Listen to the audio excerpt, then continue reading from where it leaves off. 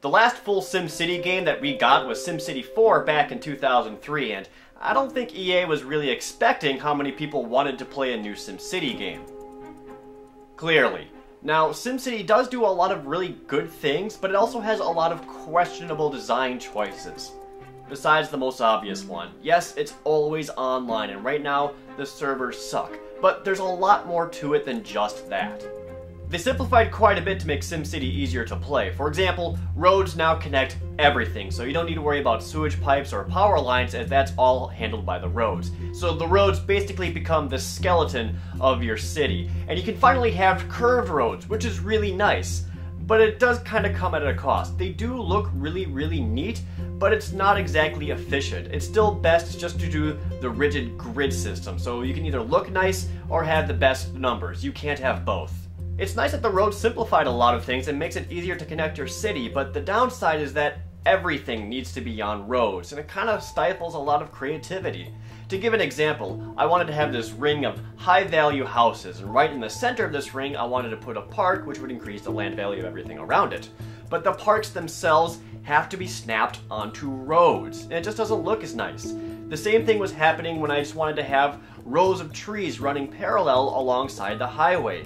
But because of the snap-on points to the roads, the tree lines have to be perpendicular, and it doesn't allow you to change or rotate it. So there's not a whole lot of freedom there. So it's simplistic, but more constricted, more systematic, and less creative. One of the changes that I like that they did is the tax system. You now get funds every in-game hour instead of every in-game calendar year. This makes it so that you get a little bit of money much more frequently, so there's a lot less downtime. It's better than spending all of your money and having to speed through the rest of the calendar year just so you can get money again, do a couple of things, and have to wait again. You stay a lot more involved this way.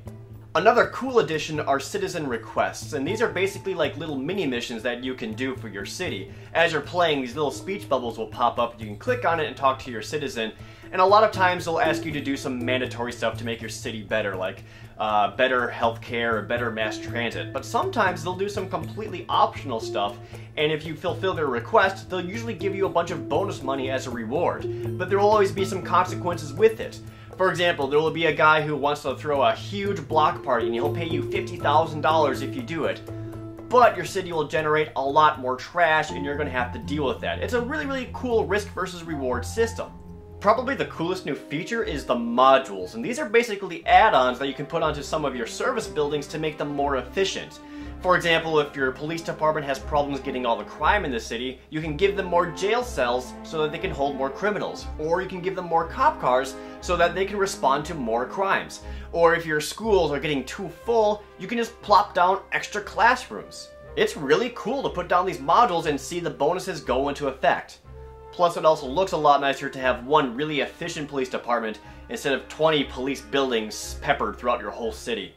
Another thing you're going to notice is that you'll always have something to fix. It seems like problems are always popping up. Even when your city is at its peak and there's nothing more you could really do to it, there's always something there you could tweak just to make it a little bit more efficient.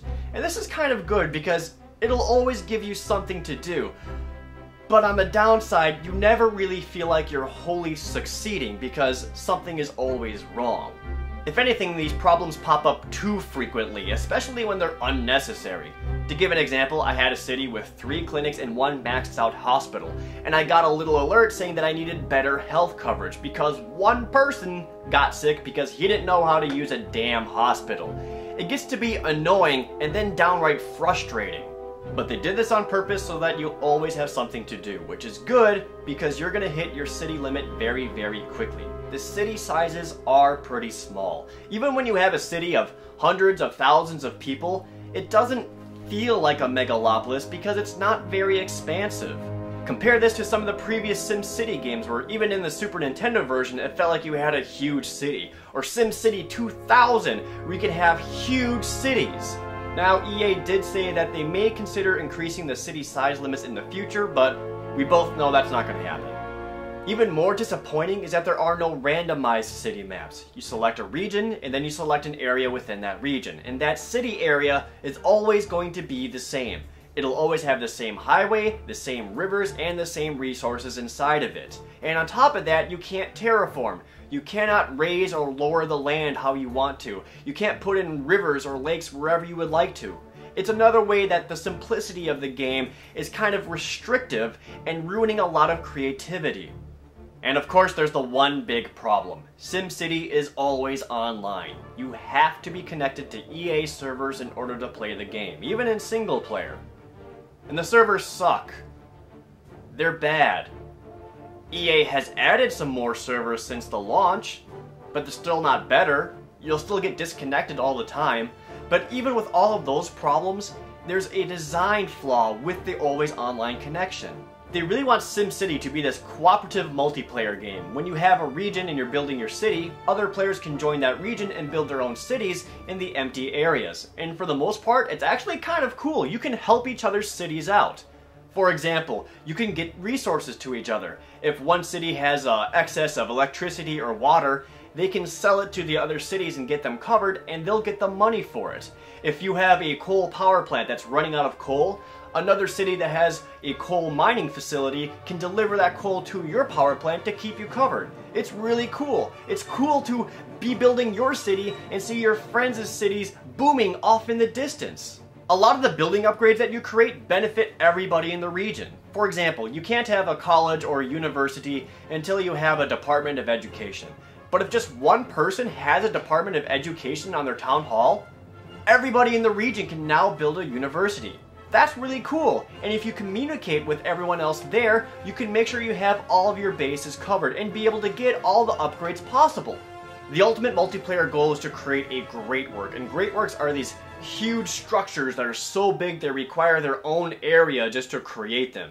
You can make a huge solar panel farm which can provide power to the whole city, make an airport which would improve commerce and tourism, or make an arcology which just holds hundreds of thousands of people so that they can go to your city and spend their money. And in order to create these great works, everyone has to pitch in because it requires a lot of resources. Someone needs to collect all of the alloys, someone needs to make enough microprocessors, someone needs to make sure there's enough ore going to this great work, and they can all pool these resources to make these structures which benefits everybody. And there's no way that one city can do it by itself. And that's the problem. You can't do it by yourself. It's impossible for a city to become self-sufficient. You need help from other cities. There's no way a single area can have every advanced structure, every upgrade, and every resource without help from other cities. And if you try to build all of these things just for yourself, you're gonna run out of room for your residential, commercial, and industrial zones, because the city limits are so small.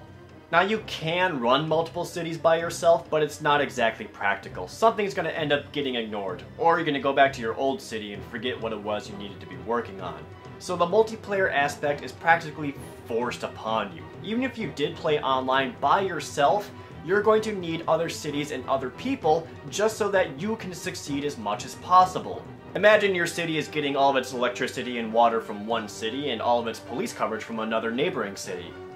Now imagine that the servers go down and those cities are gone. Your city is boned. And that's the worst part about these always online servers not working. It kills your city. So since you're losing all of these regional benefits, suddenly you have to become self-sufficient, which means you need to build these buildings, which dwarfs your city's potential growth because you're losing more and more space. This is, of course, only if you can actually get online to play. The servers are jacked right now. You either can't sign online, can't get into your region, or if you are playing, you'll get disconnected, which makes you lose all those regional benefits. The worst case scenario is that you'll get a 20-minute countdown timer letting you know when you can attempt to retry to connect. Or you'll get an error message telling you that your city wasn't properly saved, so you'll either need to roll it back or abandon it. Another issue with the always online is that everything is perma-saved. You can't go back or undo mistakes. Accidentally put down a really expensive building where you didn't mean to, or put a power plant right next to a bunch of homes? Well, too bad. This makes it impossible to really see what works and experiment before you follow through on a plan. Been playing for 5 hours and you're kind of getting tired and you just want to see what happens if your city gets hit by 6 disasters? Don't do it. It's permanent.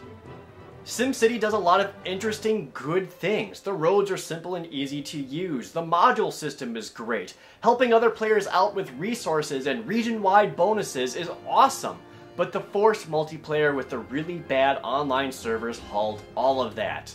But even without that, the small city limits will make you feel tapped out pretty quickly. You can fill up an entire city area in just a couple of hours. Unless you're content with constantly tweaking the same area over and over again to maximize its potential, you're going to want to move on and start another city very, very quickly. I really like the idea of the multiplayer option. That has great potential. But don't make that the only option. And the simplicity is great because you're making the game easier to manage and play, but that also shouldn't restrict the creativity of the players that you can allow them. And with the current state of the online servers, SimCity gets a 3 out of 10. Once the servers are fixed and everything is stable, it'll go up to a 6 out of 10. If you played SimCity before, you'd probably have fun with this one. Should you buy it? No. Not right now. Not until everything's fixed. Whenever that would be. Next week? End of the month? Next month? I really don't know. What should you do until then? I'll do what I do. I've been playing the Super Nintendo one again.